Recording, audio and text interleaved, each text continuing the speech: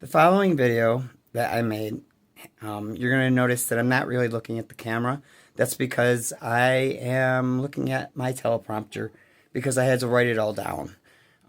Some of this stuff is just too much for me to remember all on my own. So, throughout my life, I have always struggled with my mental health. Starting from a very young age, I was always either angry or sad or destroying people's property. I lashed out at my family and friends quite often. Every day I endure a variety of emotions that don't always make sense to me.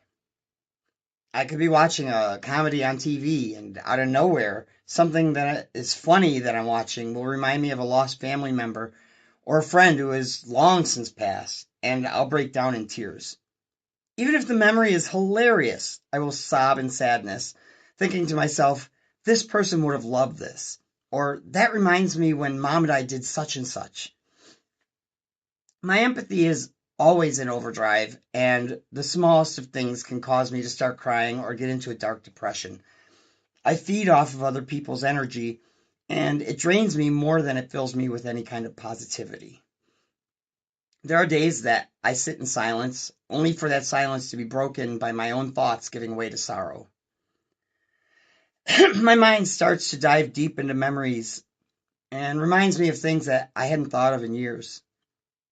Sometimes it makes me laugh, but more often than not, it makes me sad. I want you to know that this right here is a form of therapy for me.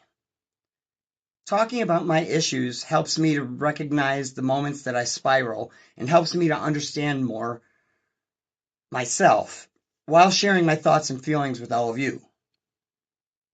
Again, depression has always been part of my life.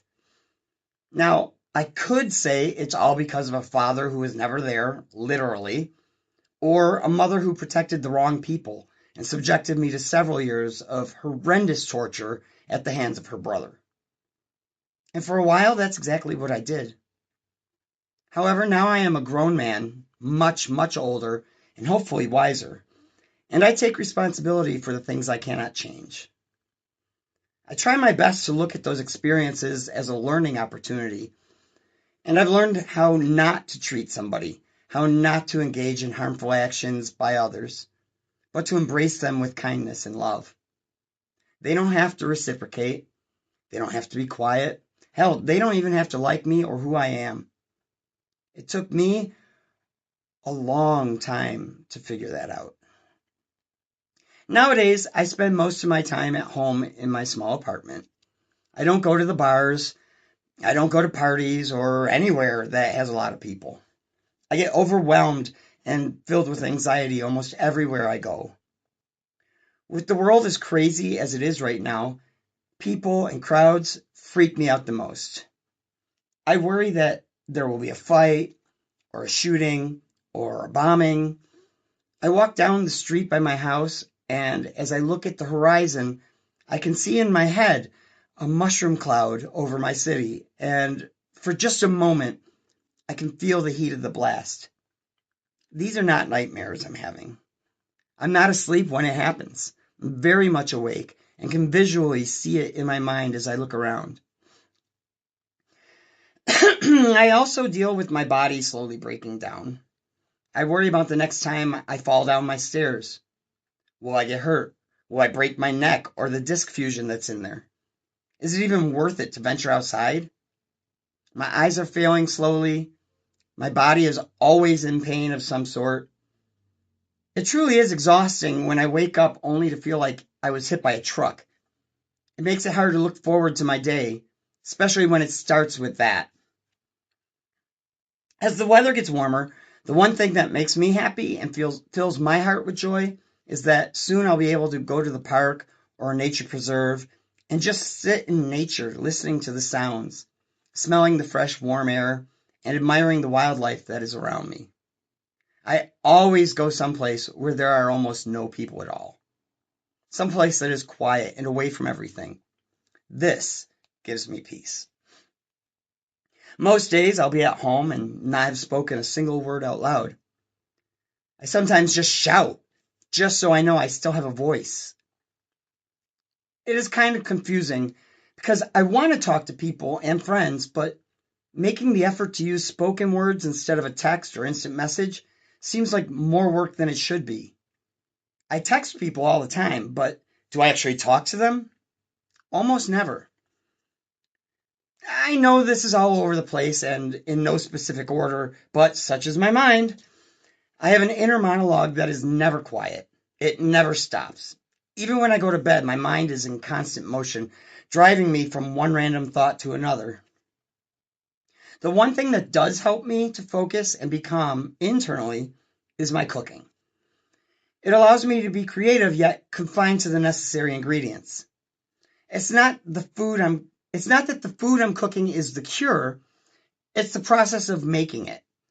The formula that keeps me attentive and on track. The end product is just a bonus to me. I'm extremely OCD when it comes to my food, even when I cook for myself. If it isn't just right, I'll throw it out and start all over. The right foods heal me. They heal my spirit and calm my thoughts. These are some of the things I struggle with every single day. And I tell you these things to help myself, and hopefully to let others know that they aren't alone in the struggle. Mental health is so important in so many aspects of life, and as fractured as mine may be, I know that there are others out there that are going through so much more.